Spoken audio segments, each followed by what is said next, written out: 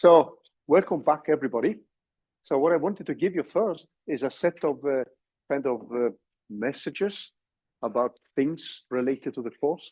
And then we are going to dive into a repetition for many of you, and for some of you who may not be too familiar with it, a pretty rough crash course on neural networks. So for some of you, the material will be pretty well known, and sometimes it's actually good to refresh things. And for other ones, I mean, we may have to discuss these things during the lab sessions so that we can get you up to speed. Now, I just wanted to give you some quick messages. And one is obviously that I just wanted to remind you on where you find the information. So we have this GitHub site, which you can access. The wireless is still a little bit flaky here. It was okay yesterday, and today it comes and goes. So there's something wrong with the setup, probably. So I'm actually using my cell phone as a backup here. Now, the thing which I wanted to point to, in addition to some other practicalities, is where you find the different projects. So if you click on this doc folder and you go to projects, I wanted just to show you some examples which you may find useful. So there is one folder which is called project examples. So these are examples of what people did last year. So some of these projects are just one project for the full semester, and many of you are interested in doing that. And the other ones are just examples of a project 1 and 2, which I'm coming back to. So take a look at these and see if you find something which can inspire you. There is obviously a link to a GitHub address. Last year, there were people who studied recurrent neural networks and LSTMs. There were people who wrote their own CNN code, which we will also discuss during the lectures. There were many people who did physics-informed neural networks, so you will find examples of these. So feel free to take a look at these examples and be inspired. And then I'm also going to bring you back to what I will call the tracks which follow the lectures. So there will be projects which actually aligned with the lectures, but then I know that many of you also do have your own research interests and you want to study specific topics. And what we are going to do then next week during the lab session, so we have a fixed lab session from 2 to 4 every Thursday, right after the lectures. And we are going to have a presentation of different projects. So if somebody wants to collaborate with people and they find these topics exciting, they can always just shoot an email to that person and then join that person and define a larger group. You should feel free to design groups to work together. This is often much better. And some of you have already well-defined topics and you may be looking for a partner. So if you're interested in that, just send me an email and I will try to see if we can match people. Now, the other thing I wanted to say is a little bit about the different project variants. So there are 3 variants which more or less follow the lectures. So one is something which I just gave a name, which is just CNN and more. And you will find both the Jupyter Notebook, the LaTeX files and PDF. This version here is actually a version where we focus first on the different discriminative methods. So that means that you could have your own data set. The simplest one, if you don't have a data set, is actually this MNIST data set, which is a set of handwritten numbers from 0 to 9. And then you could use that as a data set throughout the course. So the first project deals more or less with methods like CNNs, convolutional neural networks, autoencoders, graphical neural networks, if you're interested in exploring that. So you should at least try to have 2 to 3 of these methods and analyze a specific data set. So this could be images, which is very relevant for many of you, or it could also be sound files, it could be time series, etc.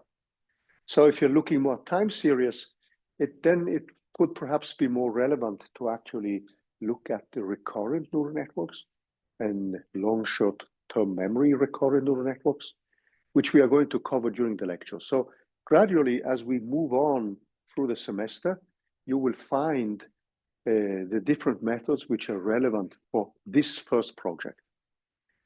So if you want to stay along this path, the second project then introduces the generative methods, which we will also discuss in the lectures. So you could say that this specific path here follows very much the lectures. And in the second part, you could look at generative methods like variational autoencoders, GANs, diffusion models, Boltzmann machines, etc. So in a certain sense, these three variants, which you find here, are variants which follow the lectures. Now, this is one possibility, and I know that some of you may be interested in that because in your research, you're actually doing, for instance, image recognition. That is a pretty common topic. And this will be very well tailored to that. And for these methods, I mean, I'm just suggesting a data set here, and you will see ad nauseam, be pretty bored about this MNIST data set. I'm using that as an example when I illustrate different methods. That is a kind of textbook example. There is another MNIST data set, which is called the MNIST fashion data set. If you just want to change from numbers to where you dress, shoes, recognizing shoes, t-shirts, trousers, or whatever, that's called the MNIST fashion. So these are data sets which you will find in essentially every textbook on machine learning. And I'm not going to be an exception there, so I will actually follow many of these examples when I discuss the basic theory. And you should feel free to use your own codes or use TensorFlow, PyTorch, which are, how to say, the kind of libraries you would end up using for your own research because they are well streamlined with the usage of GPUs and CPUs. And the examples, like in the lectures today, you will find an example of a neural network code, which is the way you could write it yourself. And then there is an example using TensorFlow with Keras, and another simple example using PyTorch for the same thing. So feel free to look at these codes and be inspired and use them as you want. And typically here, you would start with some images and then play around with just a plain neural network code. And you will quickly see that depending on the sizes of the images and the sizes of the library, the NNN part is going to be pretty slow. And that's why people often end up using CNNs, convolutional neural network, which will be the topic next week and the week thereafter in the lectures. So gradually we will bring in all the elements which are needed in order to solve the project. So this is an easy way to get started, but it's also something which brings you close to your own research if you're dealing with these topics. There is another topic, or actually two other topics. So if we move back, there's something which I call the PDE part. And for those of you who took the course called Physics SDK4155 last semester, this is something which is a lookalike of that. It has a set of partial differential equations. So you could say that this part is very much tailored to those of you who are interested in doing physics-informed neural networks. Now, here we are offering two paths. So some of you are already a little bit more advanced and you would like to explore physics-informed neural network at a more advanced level. So that means that you will define a project which is more your own. You can obviously seek people to collaborate with. But if you look at this one, this is more baby stepping you through the essential elements. So we would start, for those of you who are not too familiar with using neural networks and solving differential equations, this will be the starting point. And some of you did that as a project last year in Physics SDK 4155. But here you would add, you can change these differential equations. And there is actually one alternative, which we mentioned here. So this is actually a path where you would bring up, let's say, a finite difference method, which is a kind of entry point when you solve partial differential equations, to finite element methods. So some of you may be familiar with these methods and are interested in solving differential equations with neural networks. And so that can serve as an entry point where you can compare these different methods with a neural network. So when you've done that, you can obviously, so what I'm setting up here is just a suggestion. You don't need to follow my suggestions because many of you may already have done these elements and you would perhaps like to dive into another differential equation. So one differential equation which some of you may be interested in is a variant of the diffusion equation with a stochastic term. I don't know if you're familiar with that, but that actually led to the Nobel Prize in Economy. I think it was back in the 90s, to Black and Scholes. And what they did was to take the diffusion equation as we know it from natural science, and then add a stochastic term, and they used that to simulate option pricing on the stock markets.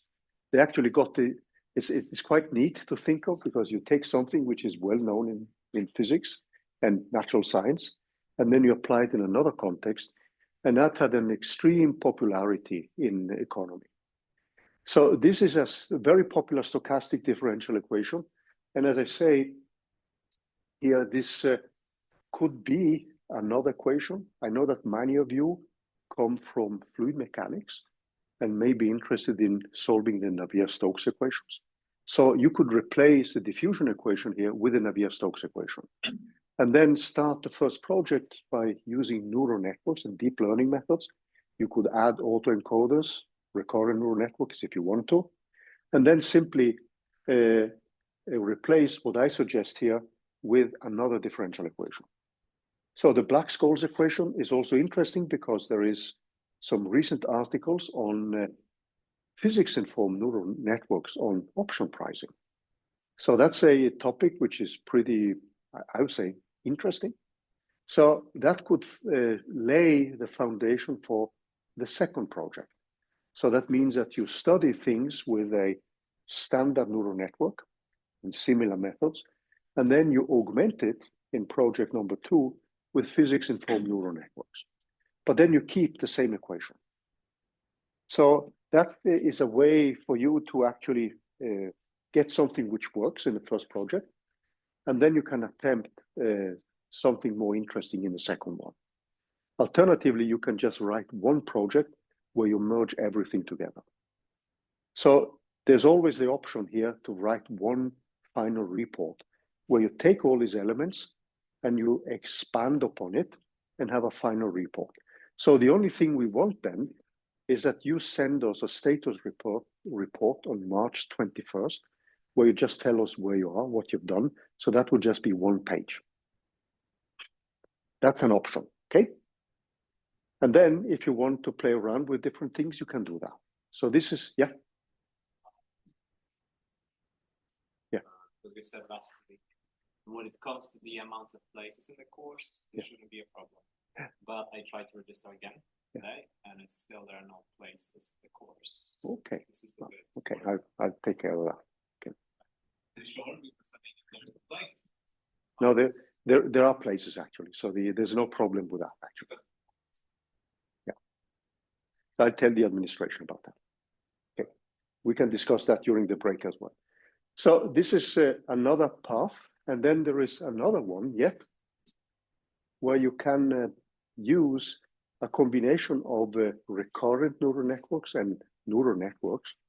And this is called the ordinary differential equation path, which also forms a starting point for the second project, where you could replace the discriminative methods with the generative methods. So in this case, we are using, I'm just proposing some differential equations where you would combine the neural network or the deep learning method with a classical solver for a differential equation. So in this case, you're going to make predictions with a neural network. So you calculate with your favorite solver. This could be a Runge-Kutta method. And you solve this up to a certain time. And then you train your neural network on that. And then you make a prediction for later times. And then you compare that with the standard differential equation solver. So your differential equation solver serves then as a way to give input. That means training data to the neural network. So time t1 is the input to a neural network. Time t2 is the output. And then you keep training like this. In the next set, you train t2 as an input and t3, time 3, as an output to the network.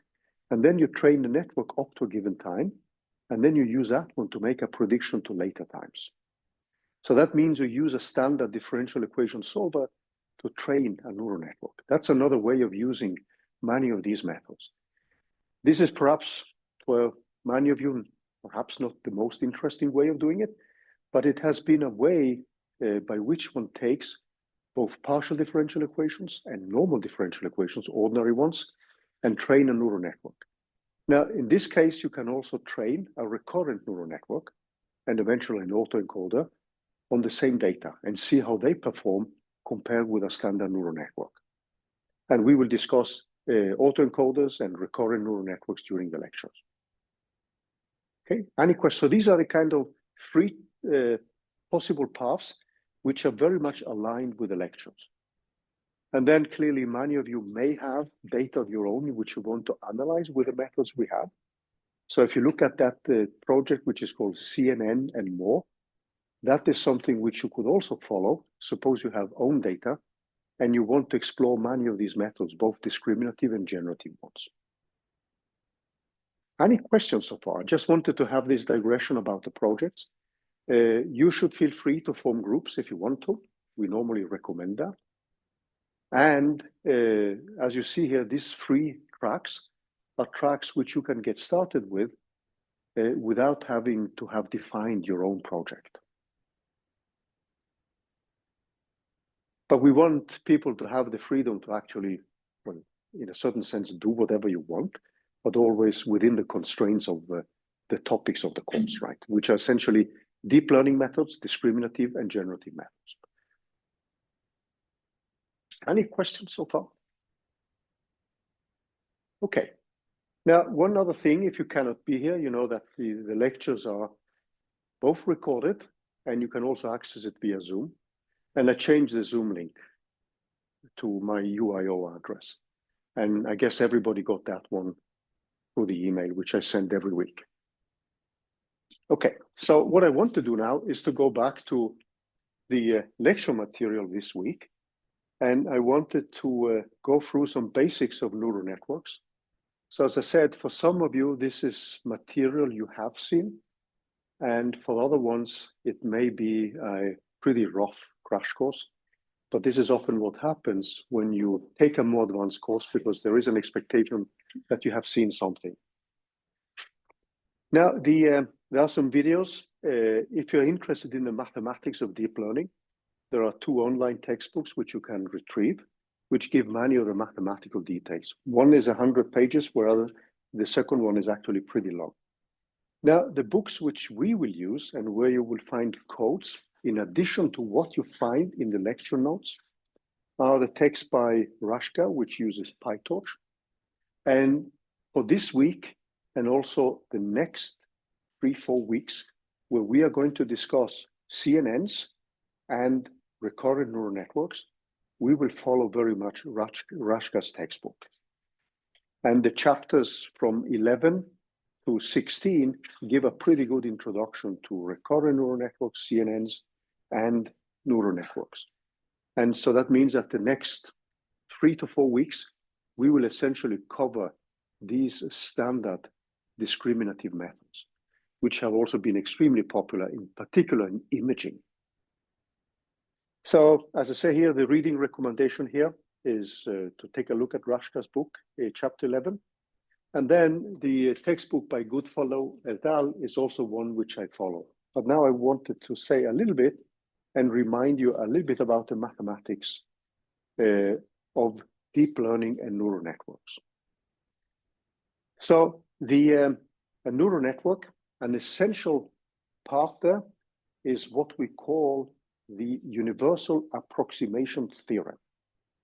So the universal approximation theorem states that you can approximate a given continuous function to a certain error with, and this function is non-linear, with at least one hidden layer.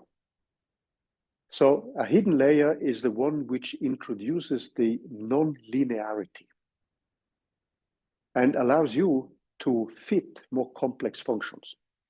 It doesn't say, the theorem doesn't say how many layers you need. It doesn't say how many nodes you need, but it simply states that you can approximate a given function to a certain error. It doesn't tell you how big the error is. By the way, I'm just going to mute somebody who is online here. So when you do that with the universal approximation theorem, what you end up with is that a neural network can be seen as a universal approximator to a given problem. This sounds a little bit strange, but you can think of many of the theorems you have encountered before, like the Weierstrass theorem, which tells you about how well a polynomial approximates a given function. You have Fourier's theorem, or about Fourier series, about the convergence of Fourier series. So you have mathematical theorems about specific approximations, which you make to a given function. So one thing when you dive into differential equations, which you will notice, is that neural networks will not be able to compete with low-dimensional neural networks.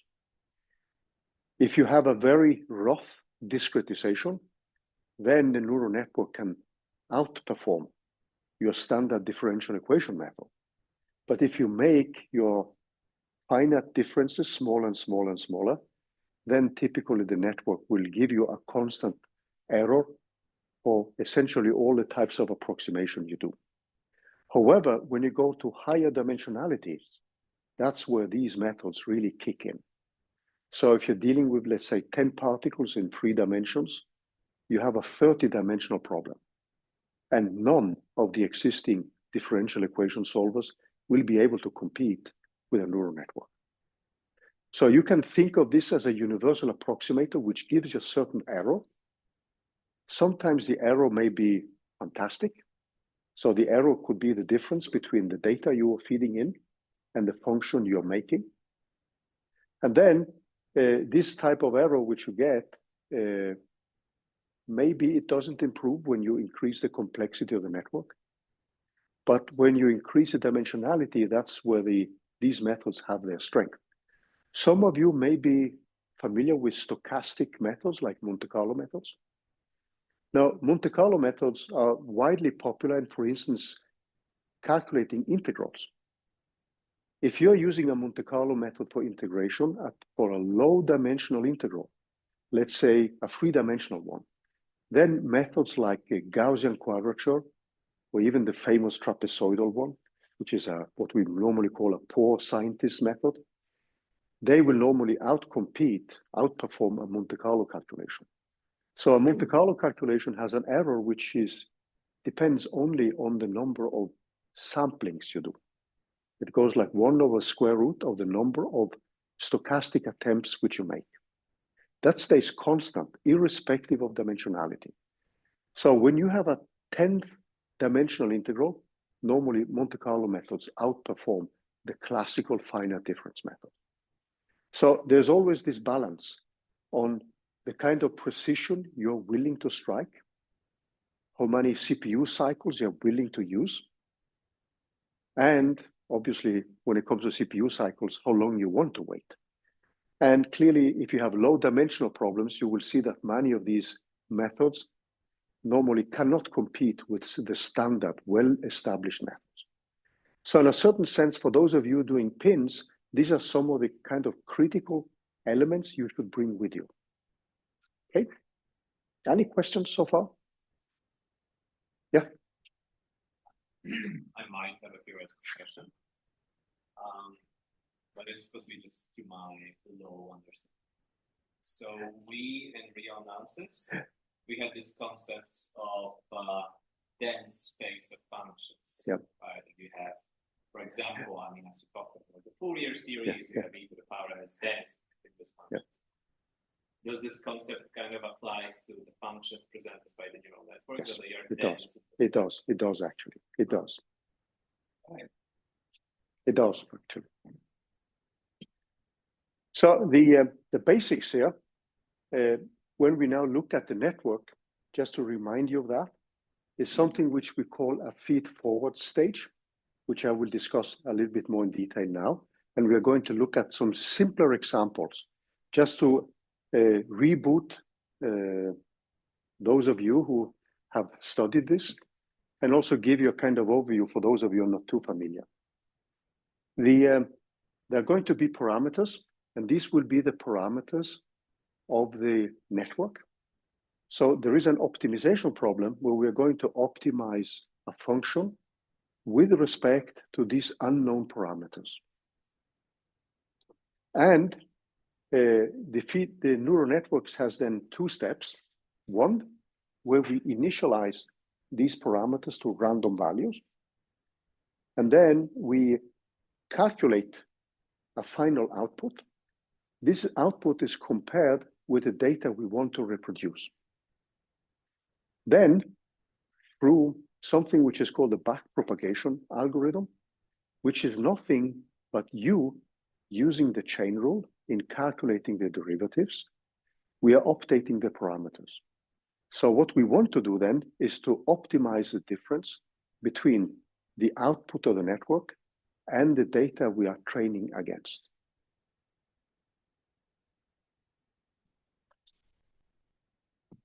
So if you want to look at the overarching view of a neural network, there is a set of parameters which you need to set up.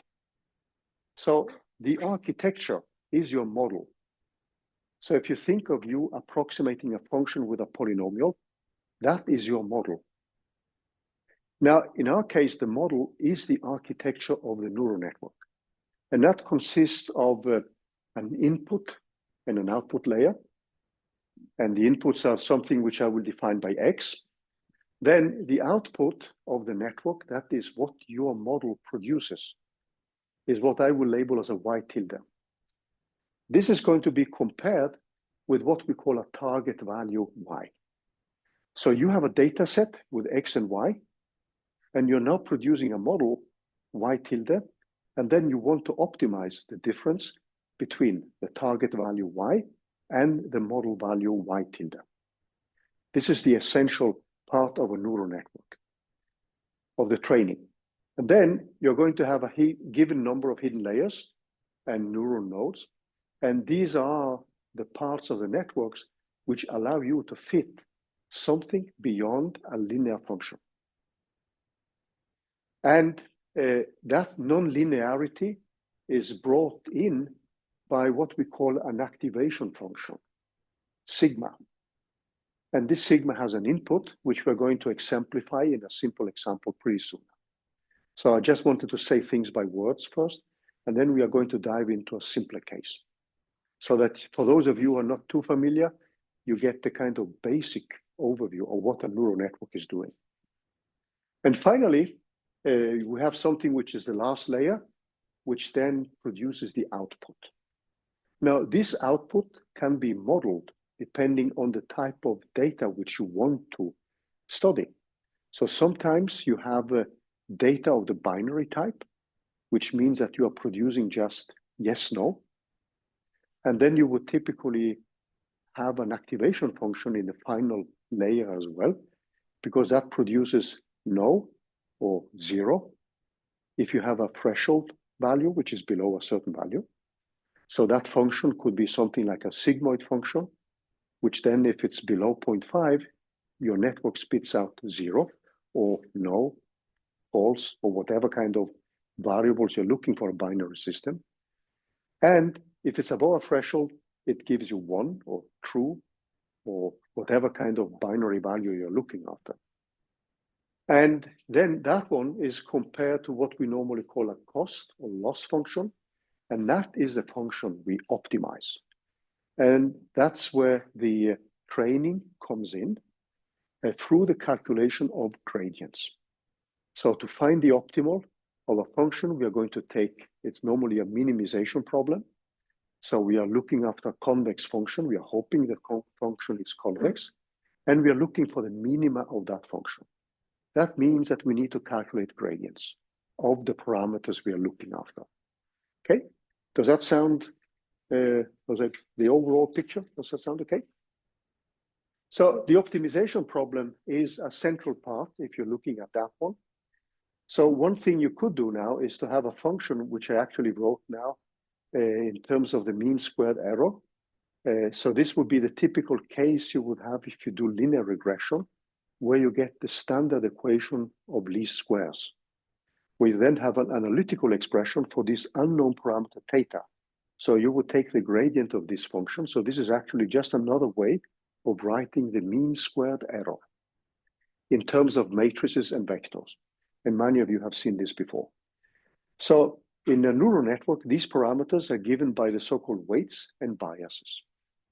And the weights are then given by some specific matrix elements, and where the superscript here stands for the layer, which we have, and this I and J stands for the nodes which are being connected.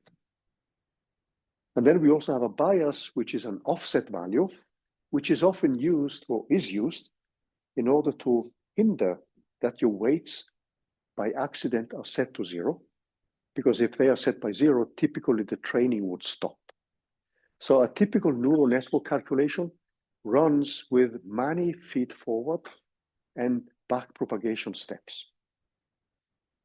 And the back propagation is nothing but an application of the standard chain rule for derivatives. So if you wish to be a little bit arrogant, what you could say, if you take away the optimization problem, a neural network is nothing but high school mathematics on chain rule for derivatives and matrix vector multiplications. Now I'm getting pretty arrogant because there's much more to the picture. But many of the basic mathematical approximations are based on that. So the backpropagation algorithm is nothing but you applying the chain rule on the derivatives. And you will see that in just a few moments now. So there are many other ingredients. And the delicate part, as many of you know, is the optimization part. That is where we are going to spend most of our cycles. And the optimization part is actually based on this kind of Newton-like methods. So Newton-Raphson's method for finding the roots of a function. This is a standard approach. Now, the problem is with a neural network that you can have hundreds of thousands or millions of parameters. If you think of methods or things like these large language models, they may even have trillions of parameters which need to be trained. So there are ways to actually train this. So that introduces a new parameter, which is called the learning rate, which is a way to circumvent the calculation of the second derivative of the function we want to optimize. Because in Newton's method, that means that in practice, we would have to invert a matrix. That matrix is a matrix of second derivatives, and it's called a Hessian matrix. If you have 1 million parameters, that matrix will have a dimensionality of 1 million times 1 million. So you typically replace that with a learning rate, a parameter. And it's cheaper to run the calculations many times with different parameters than to calculate the second derivative.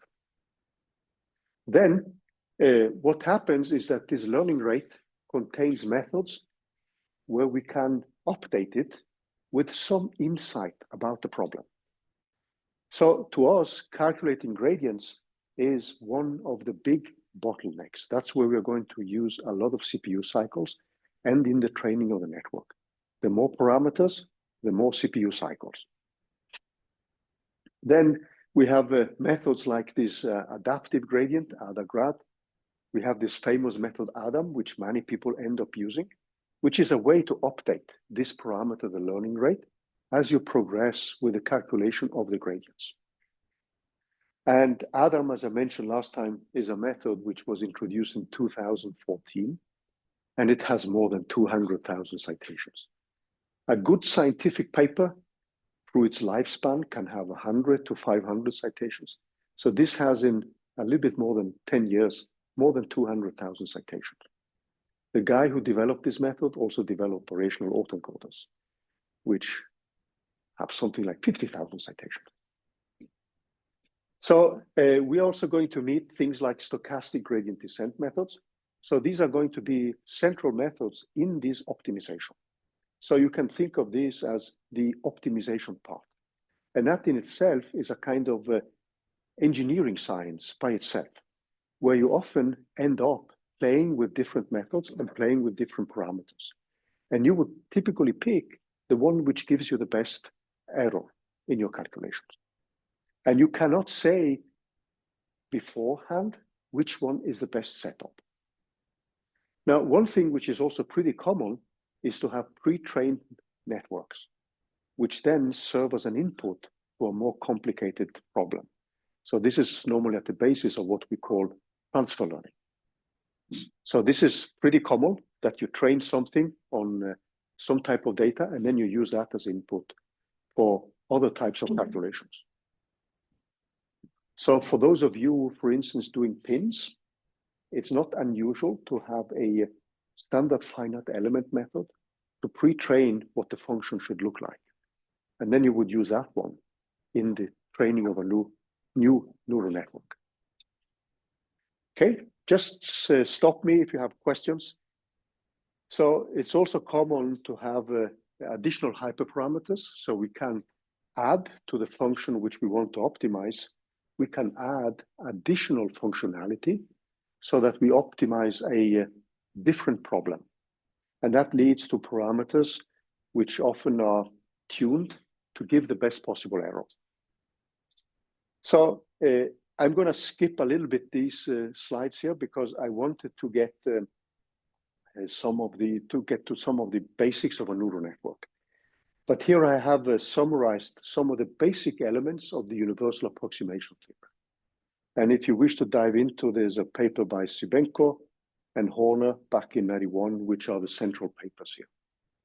But we will just, in some cases in this course, we will just take the theorem and use them. And in other cases, if it's beneficial for our understanding, we will go through some derivations. But here we're just accepting the universal approximation theorem and just use it.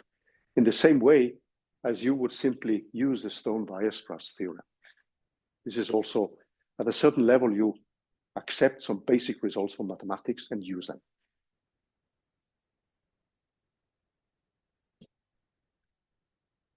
So I'm gonna skip this material here.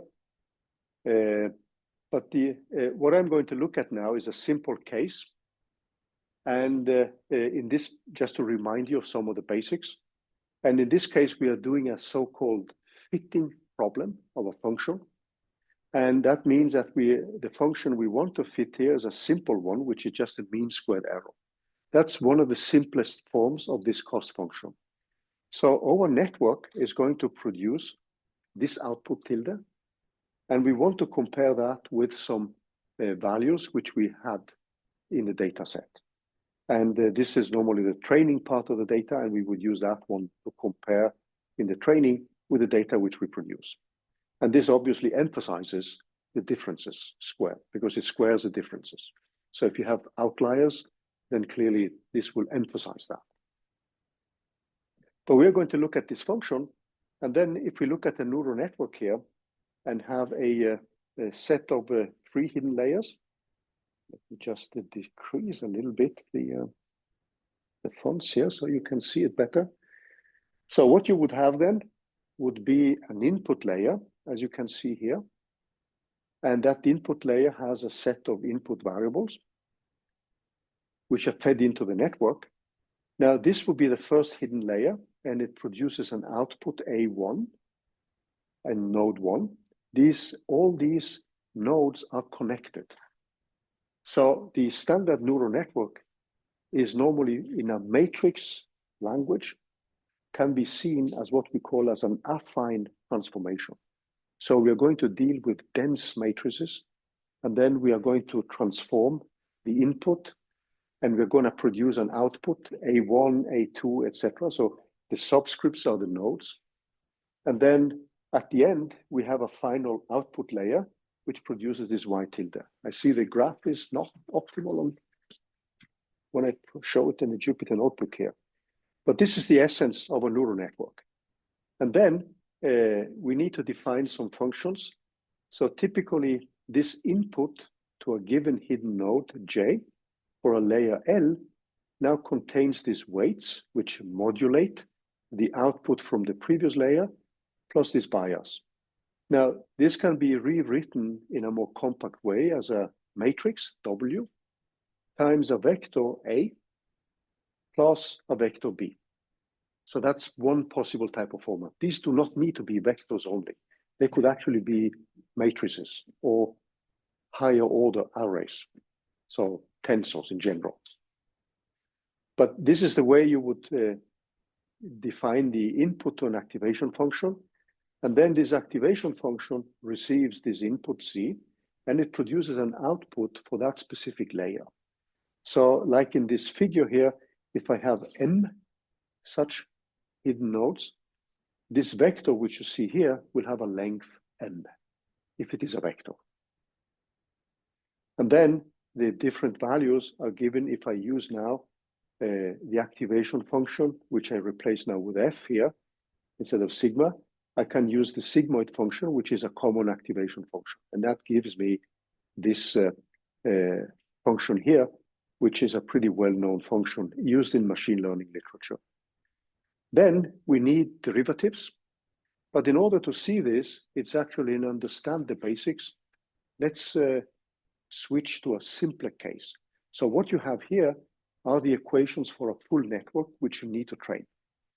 But it's often easier, and I do this even though many of you have seen these things before. I just do this to remind you all of the basics of a neural network. So I hope you don't get offended, those of you who have seen this, if I repeat some of these basic elements, okay? So here you will find the different derivatives which we're going to need. And these derivatives of these specific cost functions, we will have derivatives at the output layer. But then we also need derivative of these parameters here at the hidden layers. And that's where the chain rule and backpropagation comes in. So the backpropagation algorithm is nothing but the chain rule, starting with the output variables and going back to the first layer. Now, these derivatives are the derivatives which we want to drive to zero, or which is, that is where we actually do the training. So what I'm going to do now, so this is the full case, which we are going now to break down in terms of a simpler example. So let's do that.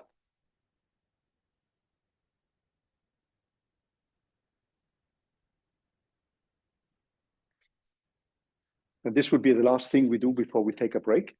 So let's write a neural network with only one layer. So it has an input layer and there is an output layer, just to illustrate the basic way by which we gain these equations for the backpropagation through the application of the chain rule repeatedly. So suppose now that we have an input. So these kind of equations are often written graphically. And you will often see that before we open it up, this X could be a vector or a matrix with input variables. But now we are going to deal with this as a scalar. So we are going to look at an example where we have a scalar as input, a scalar as output, and only one hidden layer. And the hidden layer has only two parameters. So we are going to deal with scalar quantities only and avoid a little bit the complexity of derivatives of matrices and vectors and so on. But the basic message is the one which you're going to see here now. So X is our input. So we would call this the input layer.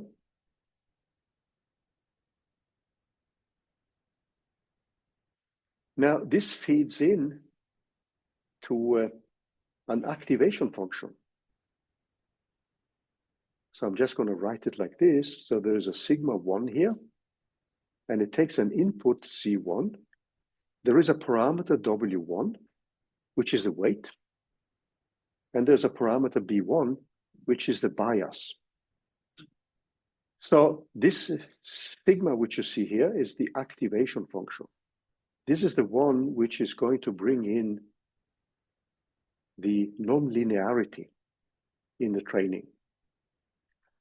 Then what we end up with then is a new one here, which I label with A1, but this is now my output layer.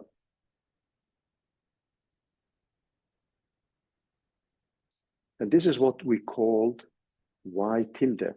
In our case, we have just one variable, so that's a scalar.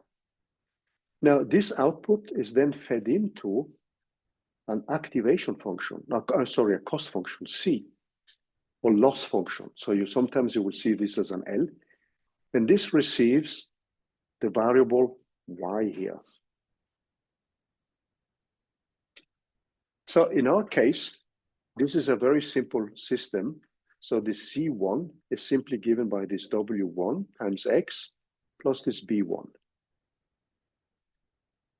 And this output A1 is simply going to be given by this function of C1.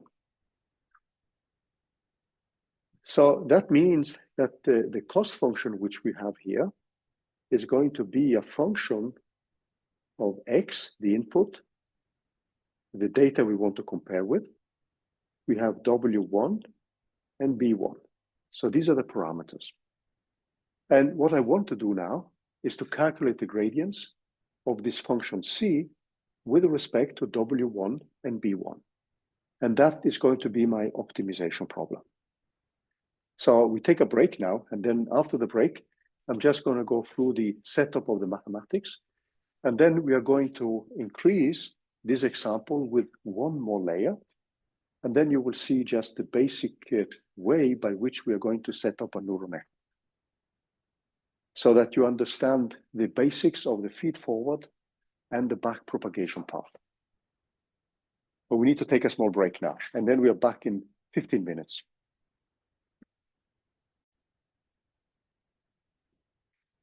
So what we started with before the break was to set up a very, very simple model where we don't have any complicated variables, so they are all scalars. But that serves to illustrate how we are going to set up the training of a network and the basic equations. Now, there's more to the picture than what I'm going to say today, because we are not going to discuss in detail in this lecture about automatic differentiation. Automatic differentiation is one of these fantastic algorithms which saves the day in machine learning, because it allows us to calculate derivatives numerically to numerical precision in terms of using the chain rule for derivatives and using simple functions. And you will notice that many of these activation functions, which we need to take the derivatives of, they are simple mathematical functions. So automatic differentiation is then an algorithm which is widely used, and it comes in two variants. What is called the forward mode. So the forward mode starts with calculating the derivatives at the starting point. So that means that you would start to calculate the derivative of this function here with respect to X, or you can start here and move backwards. So back propagation is nothing, as I said, than the chain rule applied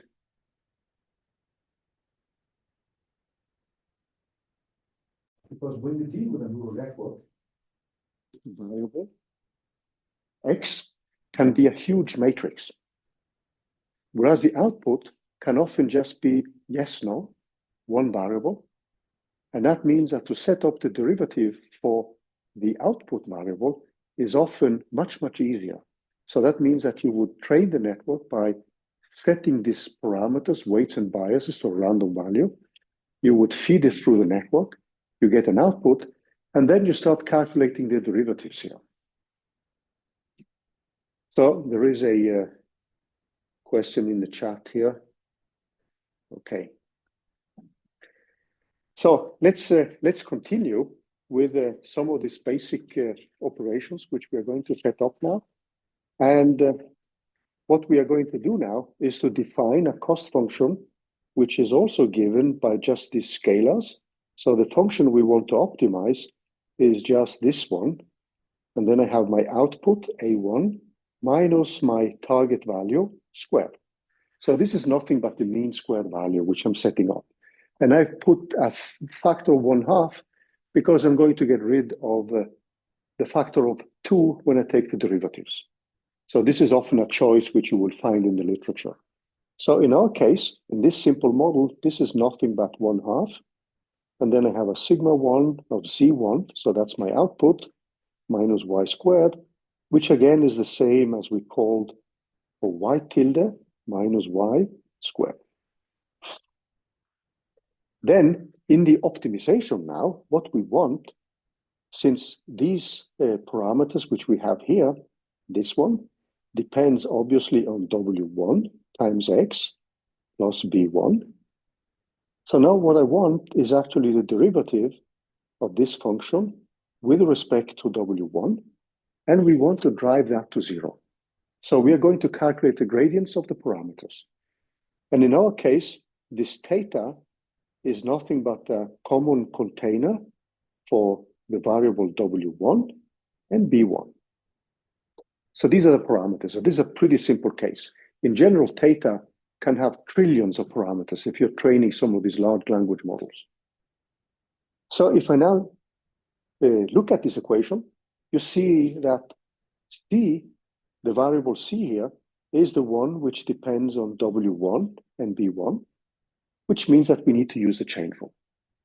So that means that when I want to calculate this derivative, I need simply now to set up the derivative with respect to this A1, and then I just use the standard things which you've seen many, many times before. And I hope you don't get offended if I just stay at this level here. So this is what we want to calculate. And you see, this is nothing but us applying the chain rule. And if we now have suppose now that this function y of x is a known function, then what we could do also, we could now say that y of x, if suppose we make a training, we could train y of x to just be 2x plus 1. We could just make some data which looks like this. We don't need to feed that in now, but we know that the derivative, if I now look at the expressions which I have here, then the derivatives are going to be pretty simple. So we're going to have, if we now look at this equation here, that is simply going to be given by this A1 minus y times x. That's pretty simple. And then we can repeat this, and we can now, actually this label here, there is a 1 which comes in addition, because if you now look at the dA with respect to this dA1 with respect to C1, the way we defined it was that A1 is given by this function sigma 1. So we would need, when we are setting up this derivative here, we would need to know what kind of function we are having. So we have left this one unspecified. Okay? So that means that when we now set up, what we have here is actually the derivative of this activation function. So I'm going to put a prime there to indicate that that's a derivative of the activation function. The derivative of C with respect to A1 is also pretty simple. So we could produce a data set which looks like this and do some training if we want to develop a code. But now we don't need to specify why. It could be something like that. So if you look at this one, what we would then have is just A1 minus y, and then I have the derivative of sigma 1. And then if I look at the derivative of this quantity here with respect to W1, so that's just x. So I simply get times x here. So if I go back here, I actually forgot to put in this sigma 1 here. So we have sigma 1 derivative and times x. So the quantity you see here, this one, is often shortened to a quantity which is called delta 1. Then we can look at the derivative with respect to the parameter b, or b1 as we labeled it. So if we do that, it's pretty easy now to see that this derivative with dc db1, which we also want to drive to 0, that is simply dc of dA, and then I have dA1 of dz1, and multiply with dc1 of db1. So this is again the chain rule. This is nothing but 1. And this quantity which we have here is the one we had previously, which we label as a delta 1. So this becomes simply a delta 1. And now we have the basic derivatives. So we have this parameter delta 1, which now incorporates 2 of the derivatives in the chain rule. And then we are ready to set up the training. So the way you would typically train the gradients, so the training of the gradients, because we want to drive these gradients to 0 now.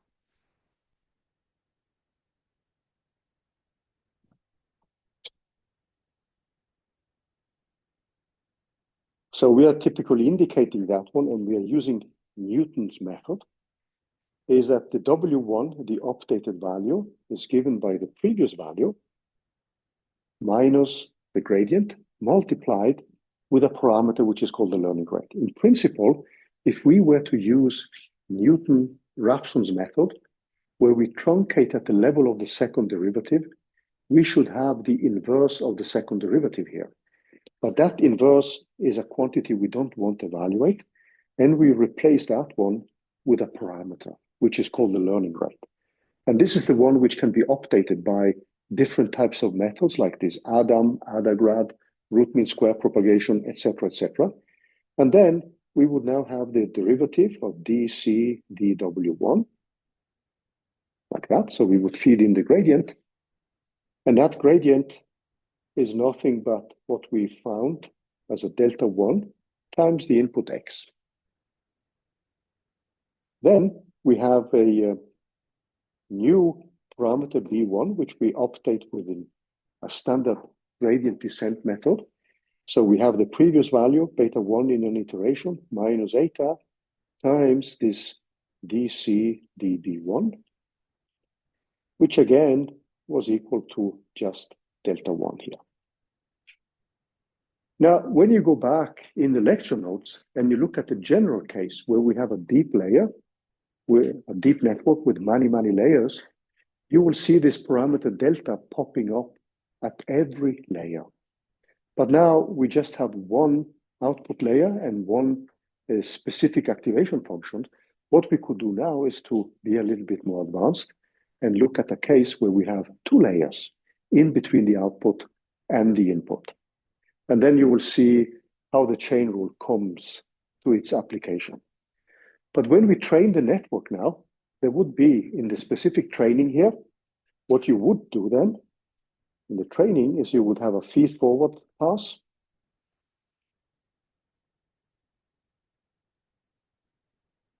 Feed forward. And then I'm going to explain to what that means, and then the back propagation stage.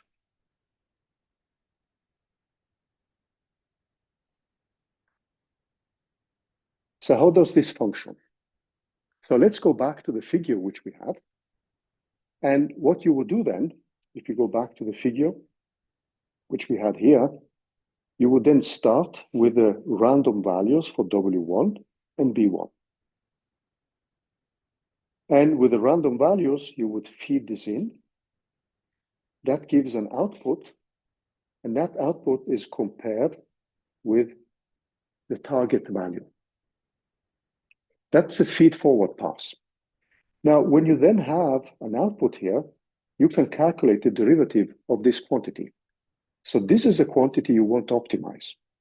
Now, this quantity depends on the variables W1 and B1. So that means that we need then a back propagation stage where we now take the derivatives of this function here with respect to the two parameters. This one and that one. And when we have that, these derivatives, the training, which now is just pretty simple because we have only one layer in between output and input, then the training means that we now need in the back propagation here, we need to update these parameters.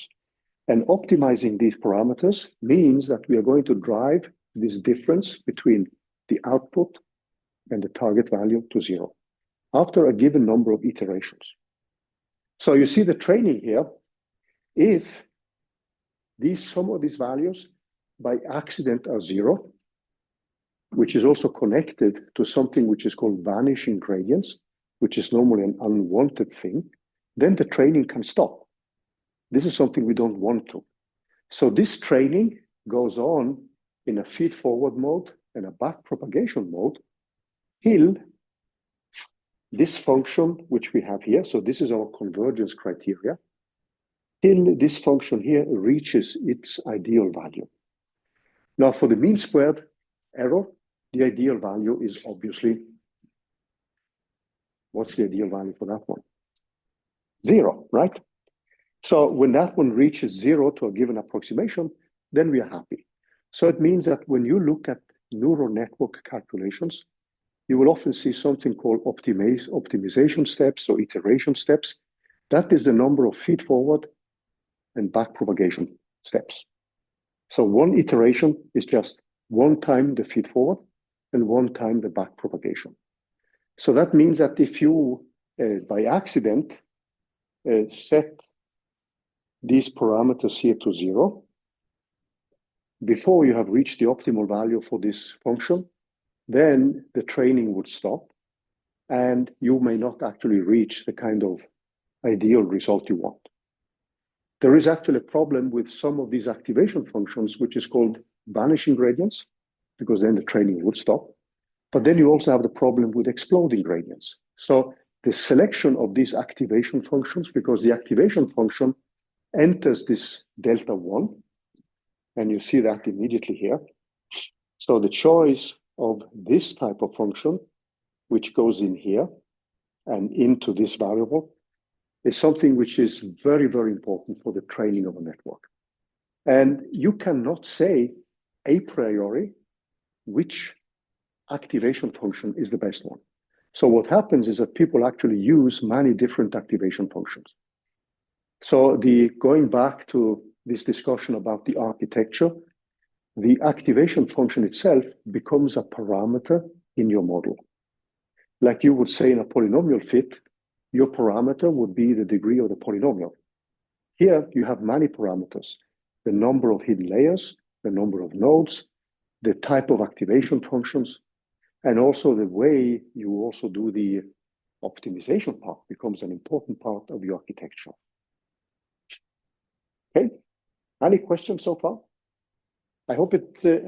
Yeah, understands the thing correctly. Is this a hyperparameter? No, that is not a hyperparameter. So a hyperparameter comes in addition. So if you now look at the function which we had here, you could now add additional tuning parameters, which then could be your activation, your cost function, which now depends on y. And I'm now just going to put in the parameters and theta. This is a function where you could now, if you take this case we had with an a1 minus y squared, I could now add a function with a given parameter where I now look at the weights. So I could have from 0 up to some number n minus 1, and where I had these weights squared, for instance. So then this lambda, what you're doing then when you take the derivatives is to have an additional degree of freedom in the optimization. Now, if this lambda becomes very large, what obviously will happen then is that the second term will dominate. Now, what you see here is called an L2 norm. So this is an L2 norm.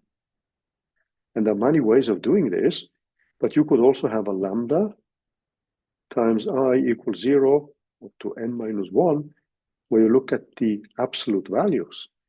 And this is normally called an L1 norm. So these become also parameters which people play around with. The most important ones are normally the learning rate, this parameter eta, and this hyperparameter lambda. So what you're doing is you're optimizing a multivariable function. Now, the step which I wanted to take now is just a small addition to this simple case we looked at and still deal with scalars. And when we're done with that, hopefully you see the basic ingredients which enter the neural network setup. And when we're done with that, we are going to go and look a little bit into codes.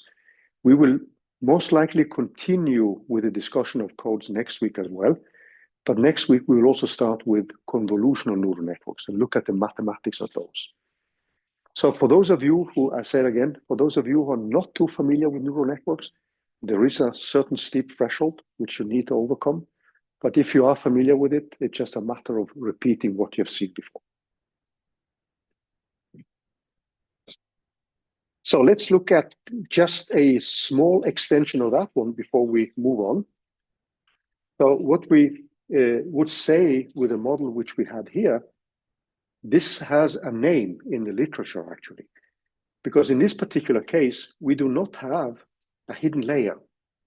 We just have an intermediate step here, which I call loosely for a layer, but this is normally called a simple perceptron model. So you could think of a neuron which receives an input and then it produces an output. So what you see here is something which you can use if you want to fit, let's say, a linear function. But according to the universal approximation theorem, this simple model is not useful if you want to approximate a more complex function. So let's look at the easiest possible extension of that model. So we are going to now look at a model which has one hidden layer. So we have X, all scalars, no complications there. So we have this layer now, so this layer which you see here, that becomes the hidden layer. So we have a B1, the bias. So this produces a C1, and we are still staying with scalars, so W1 plus B times X. Now this produces an output, which I'm going to label with an A1. That's my output, still a scalar. Then this produces, or this feeds into my output layer. So we could now call what you see here now, this one. This is our hidden layer.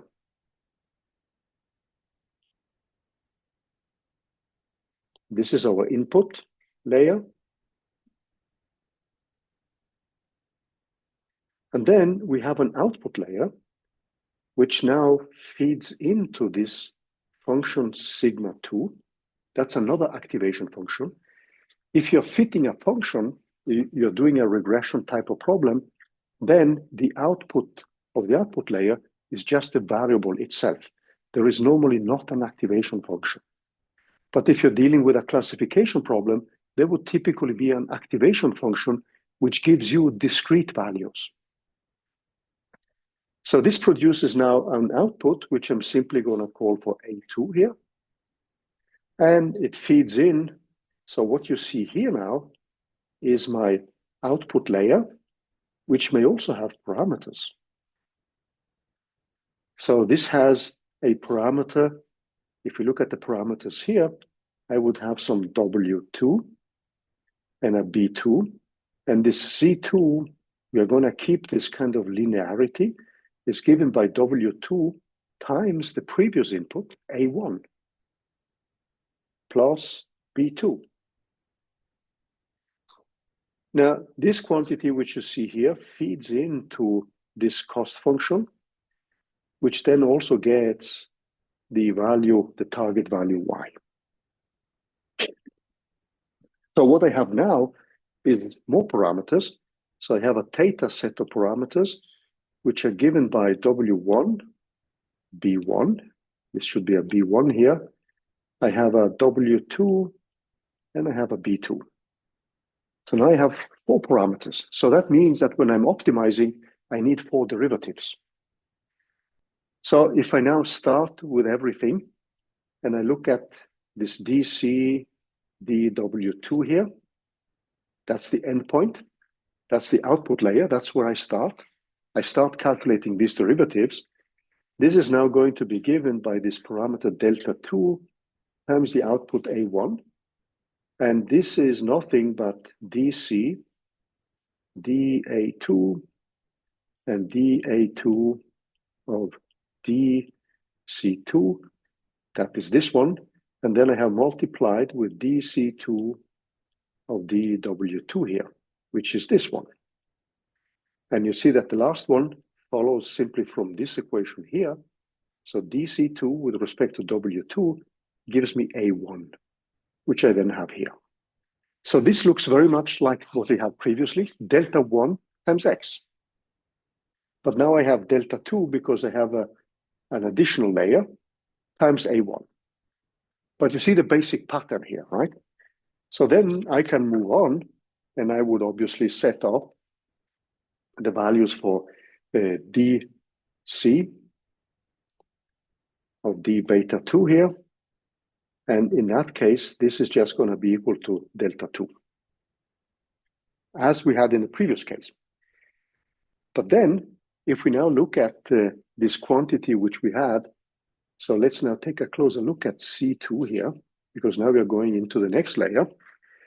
So if I look at C2 here, that is given by W2 of A1 plus B2, which again is W2 of sigma 1 of Z1 plus B2, which is the same as W2 of sigma 1 of W1 times X plus B1 plus B2.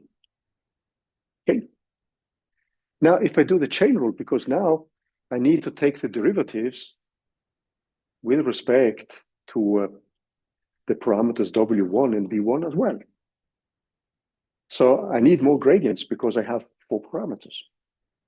So what I need then is, for instance, something like a WC with respect to W1. And if you then look at the figure, what we have is a DC, and now we're just using the chain rule of dA2 of dC2, which is nothing but this parameter delta 2, which we had, like this one. And then I have a dC2 of dC1 times a dC1 of dW1. Okay? So if I then use these results which I had here, this expression here, you see now that I can rewrite this dC2 of dC1 as a dC2 of dA1 times a dA1 of dC1. And so this just goes on. And this quantity here, which you see here, let's just mark this in red here. This quantity is nothing but this W2 here. That follows immediately from what we have here. And this quantity which you see here, dA1, dC1, is nothing but the derivative of this activation function, which we have here. So that becomes simply a sigma 1 prime. And then you can continue because now you have the derivatives and you can express everything in terms of these known functions. And so you see you're just stepping yourself back and then you're setting up the final derivative. So this W1, now DC W1, if I collect everything, I would get a DC W1 here, which is simply given by this delta 2 times sigma 1 derivative. I have delta 2 here times X. And this is normally brought together into a term delta 1. And you will see easily then that DC of dB1 is equal to this delta 1, if you do the mathematics here. So what we need then in the training is now a setup iteratively of minus eta of delta 2 times A1 I have a B2 here at the endpoints. So I start always at the endpoints. So B2 minus eta times a delta 2. I have my delta W1, which is now W1 minus this parameter eta of delta 1 times A0, which is X, by the way. So this parameter is just A0. That's our common labeling, which is being used in the literature. And then I have a B1 minus eta times this delta 1. And you see that if I stay with this type of approach, if I now add another hidden layer, I would get two new equations. I would need a W3 and now a W3 here and a B3, a W2, B2, and so on. But this is the recipe. So that means that I would start with a feed-forward pass. I'm setting these parameters, W2, B2, W1, B1, to random values. Normally, there is a choice of these random values. And then I would start the training. And what I need to do then is actually to compute all these partial derivatives. And that's where automatic differentiation comes into play. But if you get this overarching picture with a simple case, and then just keep in mind that the complication which you get when you go to a full system with many hidden layers and many hidden nodes, now we have only one hidden node, is that these equations here, instead of being equations with scalars, they become equations involving vectors and matrices. So that is the complication. So I'm not going to go in through all the derivations, but I wanted to use these simple examples so that we have everybody on the same page, because this is the basic mathematics of the training of a neural network. Questions, things which are unclear? I know that most of you have already written a code, but for those of you who haven't, I hope this kind of overarching picture can be of help. So what I'm going to do now is to go a little bit back to the slides, because I wanted to point to the codes, which we will also discuss next week. So let's go back to the Jupyter notebook.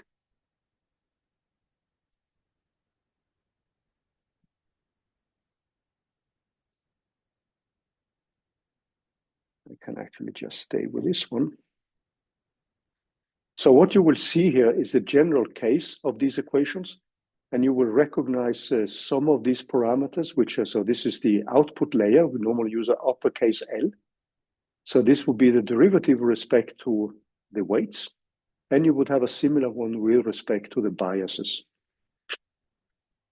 So you will recognize a lot of the same notation here in terms of this parameter delta, but now this represents the derivatives of elements of a matrix, W, which is a weight matrix, and a vector which then contains the biases. So I'm going to skip a little bit this part here, because that is a basic technicality. So these equations which you have seen now, you could actually write a simple neural network with that example which I gave you, with one hidden layer and only scalars. And the way you would do it then, because you would have 4 equations for the different parameters, you would simply use these. You would set up the input data and the activation functions of the input layer, and then you would compute the activation functions and the outputs. You perform the feed-forward part till you reach this final layer. And when you've done that, you set up the backpropagation. So you're setting up all the derivatives. And these derivatives are then given in terms of this formula here. So that means that you need to set up these parameters for every single layer. So you would have an update of the parameters in a layer L from the final layer down to the first hidden layer. And then you go back and forth. And then you would update the gradients. You would calculate this. You have the expressions here. And then you would simply perform the fine-tuning, etc., etc. So I just wanted to say a little bit about some of the kind of training things which become important when you're setting up a neural network, because you may ask yourself, how many layers should I use? How many hidden nodes should I use? What kind of activation function should I use? Which hyperparameters? Because suddenly you have tons of parameters you need to fine tune. So the typical way is that you start with one hidden layer. And with one hidden layer, you could play around with some few neurons to up to, let's say, some hundreds. You could play around with different activation functions and see if you get a result you're satisfied with. Then you would move to 2 hidden layers. And if that improves the result even more, you would go to 3, etc., till the results doesn't improve much. So there are some different strategies here. And for the MNIST data set, which I'm going to use a lot, you can actually get easily a high accuracy with just one hidden layer. So then the question is whether you want to go beyond that. So with one hidden layer for the MNIST data set of handwritten numbers, you typically get an accuracy of 99%. That means that you can reproduce 99% of all the numbers. That is as close as you get to human capabilities. So on this data set, humans roughly do 98, 99%. And so you are trained a network which behaves more or less like a human. So if you're happy with that, then you would stop there. If not, you would try to improve the network. So this is the kind of playing around you would keep doing, okay? And then the activation functions which you should use, that is another issue. There are tons of activation functions, and sometimes you get really a little bit lost. So we have, if you now just open up another, so we have a whole family of activation functions. So one is this sigmoid function, which has often led to vanishing gradients and stop in training, because the sigmoid function flattens out when the argument becomes large. When the function flattens out, it means that its derivative goes to 0, and that can stop the training. So the choice of activation function becomes actually very important. And there's a whole family. So if you just search for GILO, this is one type of activation function which has been widely used. And you will encounter things like the GILO, the RELO, the leaky RELO, etc., etc. So the RELO function, as you can see here in this graph, is a function which is 0 after 0, before 0. And that means that you just put the value of the output to 0. So this has been a function which has been used, but the so-called ELU function, which has an exponential shape, is more favored normally. It gives better results. And then you have this GILO function. So if you go into the literature and look after activation functions, you will see a plethora of application functions. And what typically people would do is to play around with 4 or 5 of them, and then pick the one which gives the best result for your data. Okay, yeah. Then one for the entire network? Yeah, so because else you will go crazy. So if you change for every hidden layer, the activation function, then you get too many parameters to tune. So typically people would use the same activation function through all the hidden layers. But your output layer may have a different activation function. Because then if you're dealing with the fit of a continuous function, you're just spitting out the value which comes from the network. So that is your prediction. If you're doing a classification problem where you need discrete values, you would have often a function like the sigmoid function, which below a certain threshold gives you 0 and above gives you 1. That would be for a binary case. For a more complex classification problem where you have many classes, like these 10 handwritten numbers, it's pretty common to use at the output something which is called the softmax function. So, but there are many, yes. Sorry, just wanted to ask. This is actually a follow-up to the previous question when it comes to the density of functions. Yeah. Because the trial and error method, I mean, Yeah. that's, well, I guess it works, but is there anything a bit more mathematically rigorous when it comes to density of No. the functions? No. Oh, Not at all. So this is very much based on empirical trial and error. So some cases, you know that your data behaves in a certain way, and then perhaps a specific activation function will be more relevant.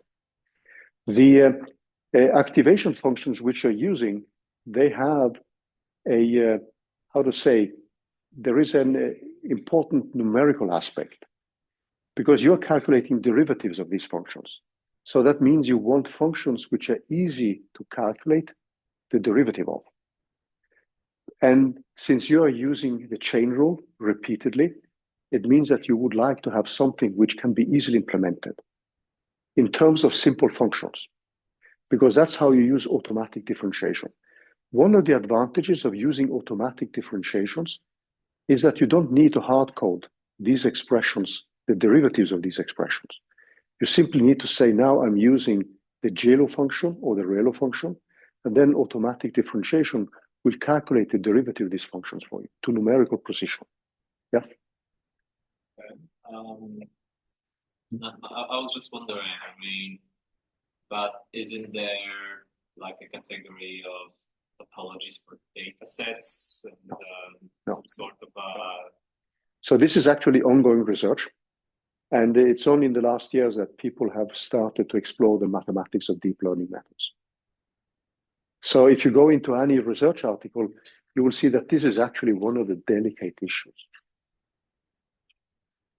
But it's a very active research field. And you will see in many departments of statistics and mathematics that there are many people trying to look deeper into the mathematics of deep learning method. So at present, yeah. Yeah. We say it again? Just the discussion you just had. Yeah. The ongoing research is to find the optimal activation functions for certain types of data sets. I don't think we are there yet. So it's still a little bit of playing around. But sometimes you know that your data or your function behaves in a specific way. And then you may perhaps find one function better fitted than other ones. So one thing which people have been doing, but that becomes numerically more, involved, is to use Bayesian machine learning. And that means that instead of having one of these activation functions, you produce a probability distribution for every node. And that tells you what kind of value you should spit out. But then you need to train, instead of having an activation function, you're also training a probability distribution for the nodes. And that is normally seen as a better way. However, the problem then is that this becomes extremely time consuming. So Bayesian machine learning is less used. And actually, with the advent of generative methods, you are in a way combining some of the benefits of Bayesian calculus with the standard deep learning frequentist approach to statistics. Yeah. Just a last question. Yeah. Does this research include the topology of the neural networks as well, or only the activation functions? Or I'm not sure actually. I'm not sure because I'm not doing research. I'm a practitioner. So I don't know where that research is. What is the main focus on the mathematics of deep learning? Yeah. So that's you're hitting my limits.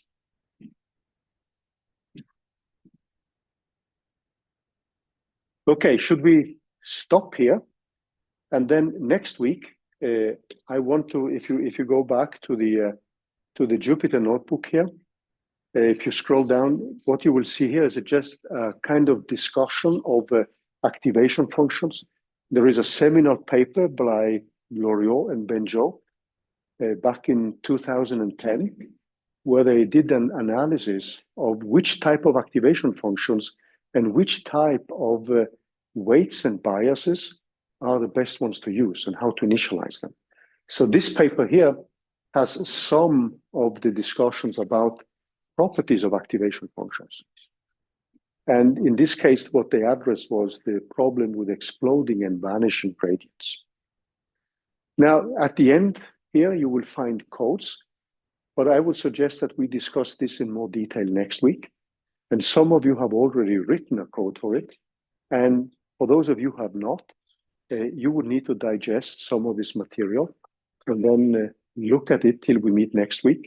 And after we've done with the discussion of the codes here, we are going to jump into convolutional neural networks. So that will be the second half next week.